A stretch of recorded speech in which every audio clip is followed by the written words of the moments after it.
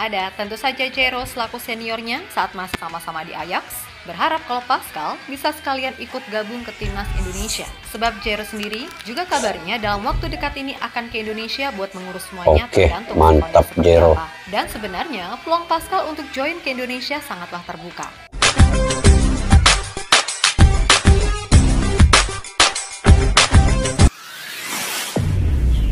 Assalamualaikum dan salam persaudaraan, salam sepak bola. Selamat bertemu kembali guys di channel Askalani Studio. Oke guys, Piala AFF hari ini Malaysia akan ketemu dengan Singapura, manakala Thailand akan berjumpa dengan Kamboja. Jadi itu di kumpulan E. Kalau Malaysia hari ini menang, maka dia akan lolos ke semifinal, tetapi bergantung juga kepada perlawanan di antara Thailand dengan Kamboja. Kalau Kamboja bisa mengalahkan Thailand, maka dilihat dari selisih gol pula. Jadi sebenarnya Malaysia, Singapura, Kamboja masih berpeluang. Dan kalau Singapura menang lawan Malaysia, maka Singapura yang akan lolos ke semifinal dengan Thailand. Jadi sekarang ini masih berpeluang keempat-empat tim ini, yaitu Malaysia, Singapura, Kamboja dan juga Thailand. Oke, di kumpulan B pula. Esok Indonesia akan melawan Filipina dan wajib menang. Kemudian Myanmar akan melawan Vietnam. Ini pun masih berpeluang. Indonesia masih berpeluang, Filipina masih berpeluang, Myanmar masih berpeluang, dan juga Vietnam. Jadi ini bergantung kepada perlawanan esok. Kalau Indonesia menang dan Myanmar pula menang lawan Vietnam, itu bergantung kepada selisih gol juga. Jadi kita doakan Malaysia dan Indonesia akan sama-sama ke semifinal guys, insyaAllah. Oke, di kualifikasi pula timnas senior, Kevin benar makin hari makin gila pesan-pesannya. Pascal Struijk calling diajak Jero bareng-bareng lagi. Oke, ini yang saya ingin reaksi pada hari ini. Di video ini juga guys, menjelang laga di bulan Maret dan juga bulan Juni nanti, perkembangan timnas senior yang lebih kita soroti sebenarnya, karena ini adalah kualifikasi Piala Dunia. Apa saja yang terkandung dalam video ini? Yuk kita simak dulu video ini guys. Di tengah gemuruh yang terjadi antara PSSI dan Sinteyong, jangan lupa kalau timnas Indonesia masih punya misi penting di round 3. Dengan 4 laga tersisa, mau tak mau kalau ingin peluang itu terbuka ya harus bisa tampil maksimal. Yang mana salah satu caranya udah pasti menambah pemain keturunan yang punya nilai tambah buat tim. Sejauh ini setelah Ole Romeni, nama-nama seperti Jero dan Miliano Jonathans adalah ini yang paling Miliano Jonathans nih.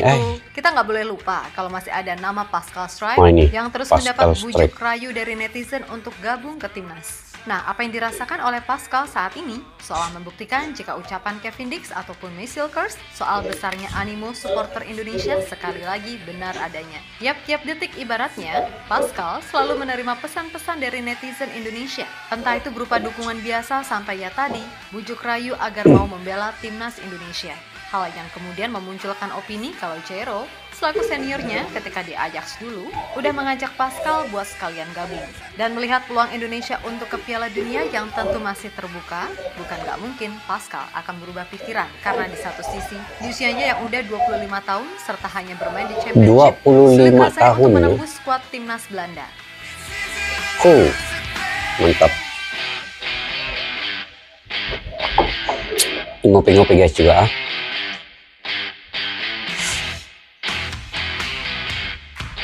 Kalau ada Pascal Struijk, mantap ya. Pascal Struijk, Ole Romeni, Miliano Jonathans, Jero Ridwan.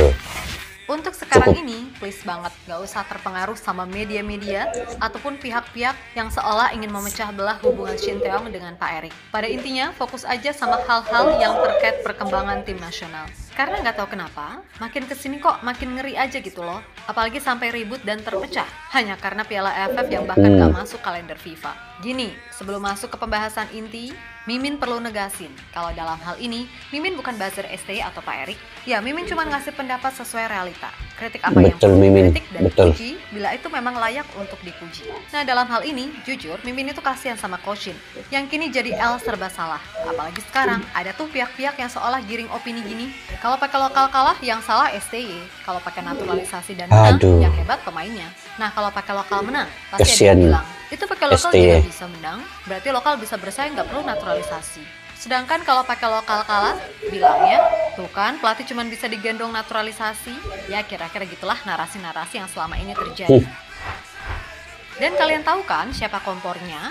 Gini ya, coba deh diinget-inget lagi, pas kualifikasi Piala Asia 2023. Ketika Indonesia secara luar biasa mampu ngalahin Kuwait di kandangnya dengan skor 1-2, cek lagi siapa yang main. Hanya Elkan Bagot, Lili Pali yang berstatus pemain keturunan. Sedangkan yang naturalisasi hanya Plok, sisanya full lokalan loh, dalam tanda kutip. Nah, Mimin pikir momen itu adalah momen patah hati bagi pendesak STY saat itu. Dan sampai saat ini patah hati itu masih berlanjut karena STY tak kunjung dapat dilengsarkan karena selalu capai target. Terbaru, Coach Shin lagi-lagi didesak lewat Piala AMEK atau AFF ini. Yap, setelah sebelumnya, digadang-gadang regenerasi, digadang-gadang tanpa target, turunkan skuad muda. Tapi akhirnya kok didesak juga? Karena apa? Ya, mumpung ada kesempatan mendesak, sesimpel itu.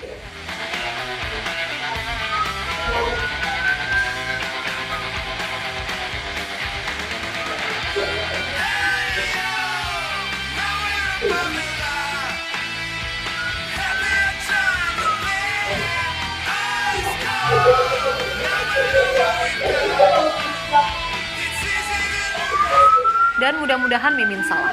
Karena sejak Bung Handuk ketemu Pak Erik di Manahan ketika Indonesia versus Laos, semuanya jadi aneh dan kerap muncul hal-hal di luar nalar. Yap, intinya, desakan yang ditunjukkan kepada Coach Shin sekarang sungguh desakan yang hina dan tidak waras. Dan kita pantau aja sejauh mana ketidakwarasan ini berlangsung.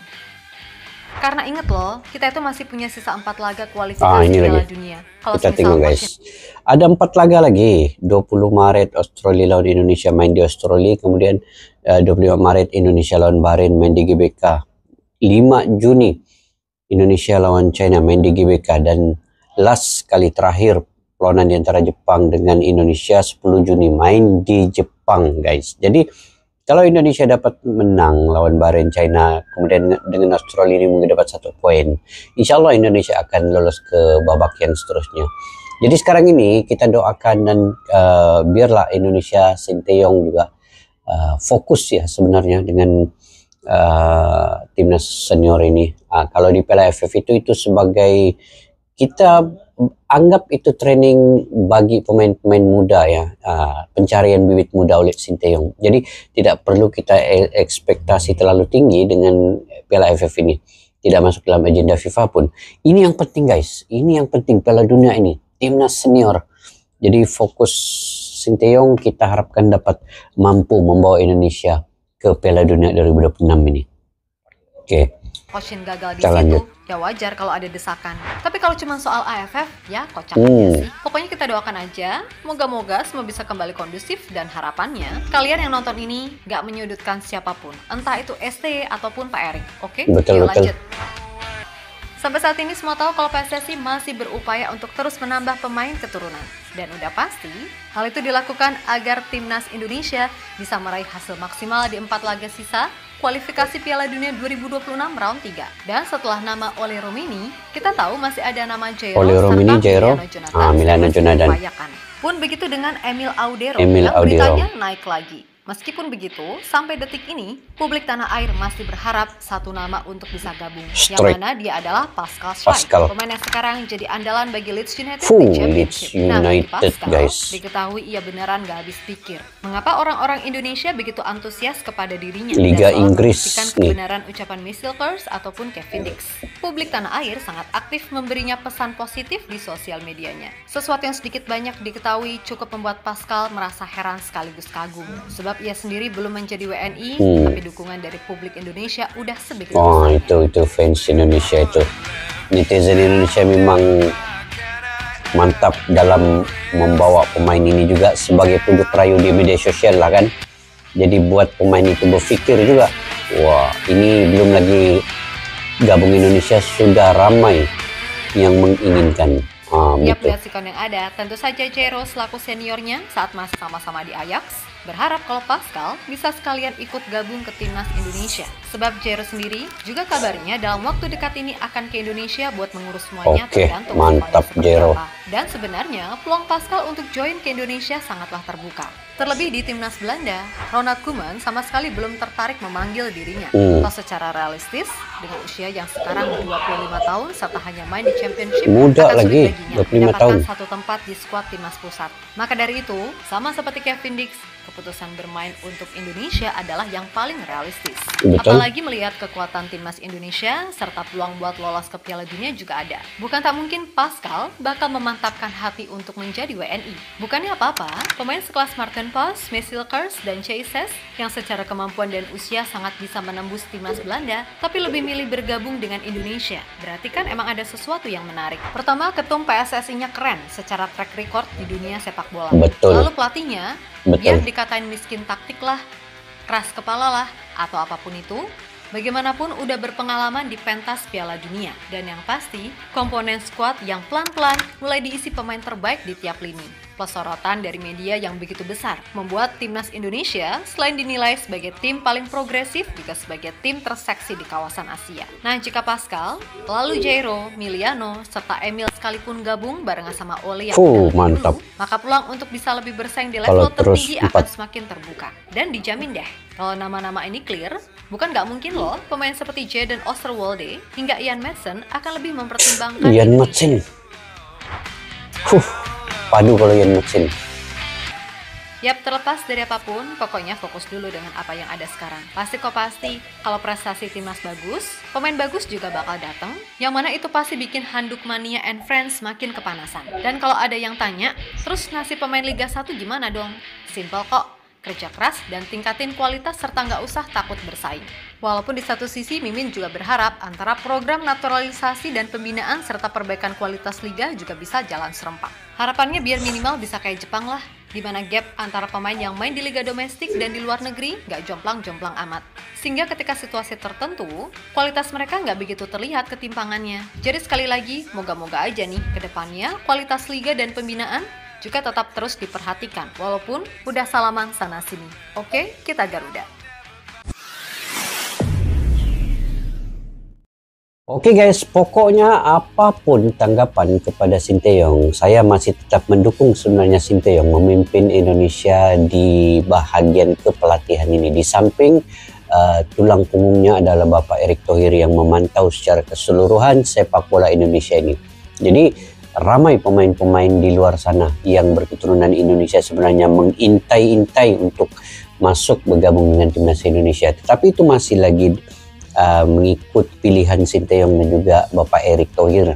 Tidak mungkin semua akan dibawa masuk, tetapi dipilih atas kesungguhan, atas kualitasnya, grade-nya, minit bermainnya, stamina-nya, dari segi umurnya, pengalamannya, itu semua akan dinilai dan dipantau oleh Sinteyong dan juga Bapak Erick Thohir. Jadi tidak mungkin pemain-pemain di luar sana akan ke Indonesia yang ramai-ramai ini tanpa adanya Bapak Erick Thohir di situ. Sebenarnya dengan adanya Bapak Erick Thohir menjadi ketum PSSI ini yang membuatkan banyak pemain keturunan sebenarnya mula memikirkan untuk bergabung dengan timnas Indonesia, karena dia ini punya pengalaman. Bapak Erick Thohir punya pengalaman di Eropa, dari segi kinerjanya sudah terbukti membawa klub besar seperti Inter Milan selama 5 tahun daripada bawah liga sampailah ke atas liga, dan dikenali Inter Milan itu oleh Bapak Erick Thohir.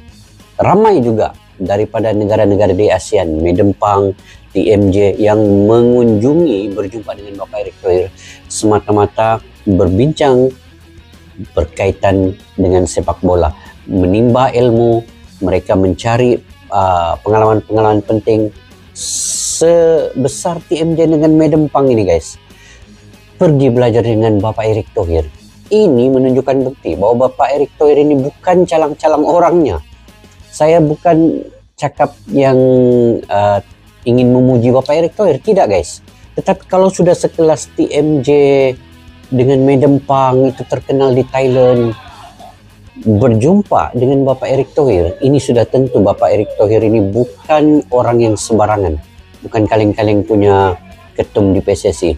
Jadi bersyukur Indonesia punya Bapak Erick Thohir ini, yang mengawal ketum, yang meningkatkan sepak bola, membawa aktiviti ekonomi dalam persepak bolaan, menarik ramai sponsor-sponsor, berkembangnya keuangan, aliran keuangan di PSSI oleh karena sponsor yang banyak tadi masuk disebabkan oleh kepimpinan Bapak Erick Thohir. Itu salah satu puncanya, guys. Jadi bersyukur, bangga dengan Bapak Erick Thohir. Saya, guys, kalau adalah Bapak Erick Thohir ini, kayaknya nih seperti Bapak Erick Thohir ada di Malaysia, wah, saya dukung penuh apa sejak perjuangan beliau sebenarnya. Tapi kalian yang sangat beruntung punya ketum seperti Bapak Erick Thohir yang memperkenalkan sepak bola Asia Tenggara ini terkenal di mata dunia oleh karena kepimpinan beliau. Jadi saya ingat itu saja, guys, video pada hari ini. Saya pikir kalian juga punya pandangan pendapat sendiri. Kalian boleh komentar di ruang kolom di bawah.